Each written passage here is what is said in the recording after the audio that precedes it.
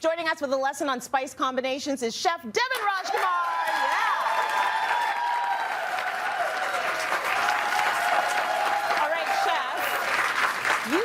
Come here with a very strong spice game, and that's why we decided let's dedicate a whole segment to this, because this is how you level up your cooking. This is how you level up your food, the flavor, all of that good stuff. I'm always trying to come on the show and introduce new spices and really get everyone to step up their game at home. Yeah. If you're cooking that same old boring chicken breast or that piece of eggplant or tofu, utilizing those spices, many of which may not have been opened in many years. Since 1987. Since 1984. Right. Okay? This is a great way. Go into the pantry, open the spices, maybe the ones you haven't tried. And speaking of the first spice blend, there's probably a bunch of things here that people have at home that they don't use very often. Okay. Everything here, it's very herbaceous, it's very green, it's very floral. This is Herbe de Provence. And this comes from the Provence region in southeastern France. Right. And what we have here is we have thyme, rosemary, savory, basil, oregano. These are going to add oregano, basil. This is going to add that punch to your food. It goes very well with fish. Today I've decided to make a chicken. And the reason why I did this is because I researched why Herbe de Provence became popular. Because I'm wondering, why is this in all the grocery stores where I'm from? It's because of Julia Childs. She did a poulet sauté avec herbe de Provence. So basically, she did a chicken. You speak French, right? So ça marche. So she did a chicken dish with it. So today I've roasted off some beautiful chicken legs with this. So good. To make herbe de Provence, we take all these different herbs. Yep. And what I like to do is some of the woodier ones, like thyme or rosemary, I can add it into a mortar and pestle. And this is the best way to extract the oils. Got it. And all that flavor. So if you had rosemary in your pantry for, what did we say, 38 years? For 38 years. Then you can grind it. Maybe take it out and grind it, give it new life. Food's expensive, everybody. Let's just grind the spices and make them taste like brand new.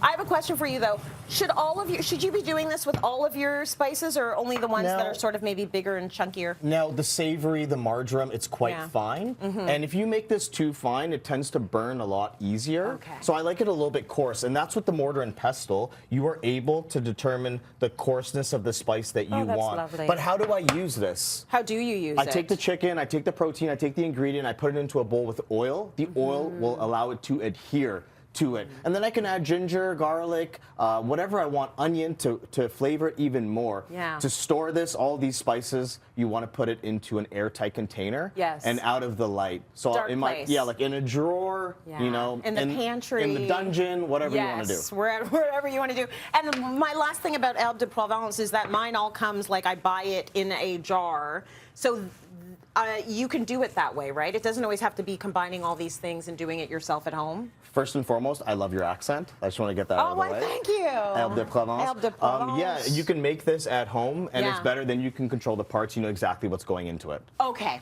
All right. Good to know. Moving on to our second spice blend. This is one of my favorite spice blends for several reasons. One, it is so fragrant. Two, I'm all about visuals. I want my food to pop, and we have a lot of bright orange here.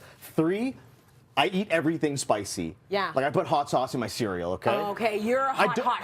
I don't put hot sauce in my cereal, but I really like it. Yeah. So we're doing Cajun here. This is very popular in southern Louisiana. We have Cajun, and when you're thinking Cajun, you're thinking spice. So we have white pepper, we have black peppercorns, we have cayenne pepper, of course, and then we have paprika. I like to use smoked paprika. Me too. And a classic dish to do with this, and I just want to eat it right now, is shrimp and grits here. So we have the biggest shrimp that I could find. Again, into a bowl, add some oil to it. I like using a neutral flavored oil. I'm searing this on high heat, so I'm not using olive oil. Olive oil, very delicate characteristics and properties there. We don't want to go high heat on it. Fair. And then I just put a lot of Cajun. It doesn't need too much time to marinate. And then I plate up a beautiful shrimp and grits. So Cajun can be used everywhere. I don't want people to be handcuffed to recipes like Devin is on here doing Cajun shrimp and grits. So I have to use the Cajun with the... Do this with bok choy. Got it. Do this with duck. Yeah, I don't want you to be handcuffed. Yeah. Like Herbe de Provence can go everywhere here. Cajun can go everywhere. Yeah. That's what makes cooking exciting. You choose your own adventure. You choose your own recipe when you're at home. Can I ask you what the heat is in this? Because paprika is not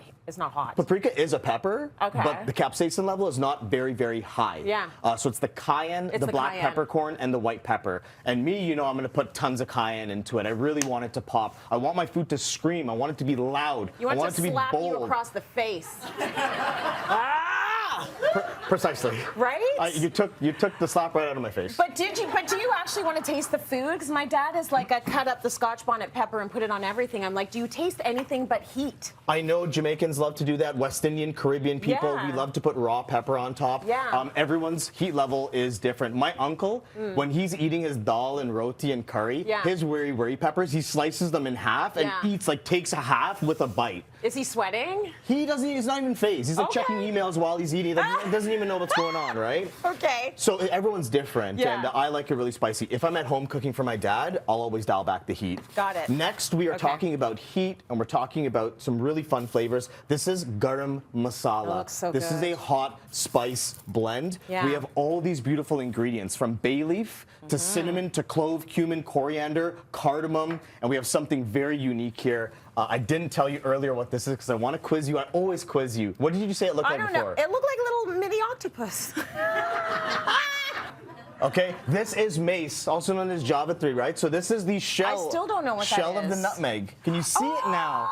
So it's a much lighter flavor. It's used a lot in Desi cuisine, and it's okay. very delicious. All So to right. make garam masala, what we have to I learned a little do, something, something. I take all my toasted spices here. Yeah. I can pour them into my spice blender. You can Yeah. also do a mortar and pestle. Nice. But making fresh spice blends, this is how you're going to get the most amount of flavor.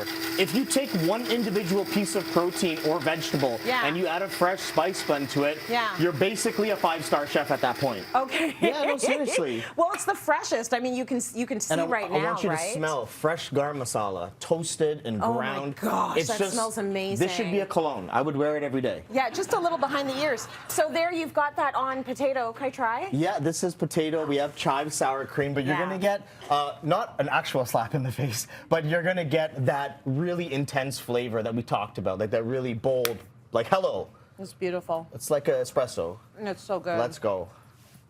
Recipes at cityline.tv. It's so